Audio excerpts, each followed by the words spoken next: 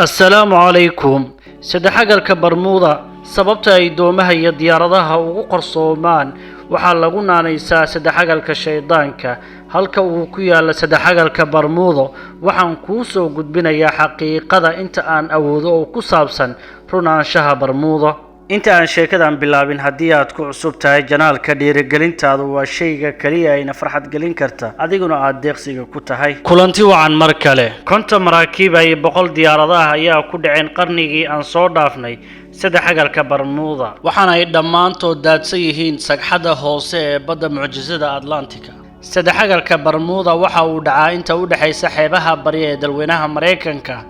inta u dhaxaysa jasiiradaha Bermuda, Florida ilaa iyo Puerto Rico taasoo ka dhigan inay ku fadhido celcelis ahaan 1 milyan oo kiiloomitir oo square ah Bermuda waa meel mucjiso ah wixii dhaxmarana loo waayo si cabsi leh mana jirto ilaa iyo hadda wax lagu qeexi karo ama xal dabiici ah oo arintaas lagu sharxi karo balse saynisyahanada qaarkood ayaa ku qeexeen inay tahay cimilo aad u kacsan iyo mawjado waaweyn oo badda gudaheeda ka jira run ahaanshaha arinkaas alla weyne ayaa naga og bishii January 1840 waxaa soo martay doon u socotay dekedaha Mareykanka waxaana lagu dhaxwaayay aaga Bermuda meel ay jaani cirib dhigtay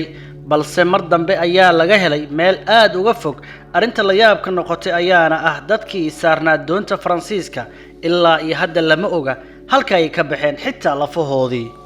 sidoo kale sanadkii 1872 waxaa la waayay markab la yiraahdo Marie Celeste kaas oo bilo kadib baadigoobkiisii la helay waxaana loo tagay asagoo wax nafar ah ku dhex sugnayn dadkii la socday iyo badmaaxiyaashii aan balahayn mucjisada Bermuda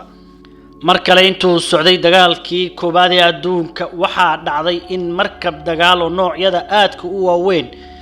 markuu marayay saddex xagloodka Bermuda la waayay iyo shaqaalihii saarnaa oo tiradoodu ahayd 300 oo howlwadeen iyo ciidamo isugu jira arintaas oo ka dhigneed Mareykanka in uu waayay dad intaas la eg hal mar qura 5 diyaaradaha qumaatiga u kaca oo dholotus ku jira uu lahaa Mareykanka ayaa mar qura la waayay Miami diyaarad ka kacday ayaa lagu waayay saddex xagloodka Bermuda duuliyihii diyaaradda waxaana loo diray raxan diyaarado dagaalka ah si ay ugu wardoonaan duuliyihii diyaaradda inay helaan iska daayay ayagii ayaaba haddana la waayay xeebta Miami oo ah meel ay u soo dalxiis tagaan dalxiisayaasha caalamka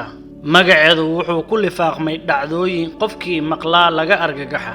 sanadka markuu ahaa 1492 dhulmarihii caanka ah ee Christopher Columbus ayaa loo tiriyaa ninkii soo ogaaday labada qaaradood ay ka kooban tahay Mareykanka ayaa waxaa dhacday asaga oo ku jira safarkiisa badda marka uu marayo goob u dhow saddex geesoodka Bermuda mar qura uu arkay dhacdo ka yaabisay taas oo sababatay jiheyihii uu watay oo badana ay wataan badmaaxiyaasha doomaha si xawaare sare ah isku rogaysa adduunka ayaa markaa wixii ka dambeeyay isha ku hayay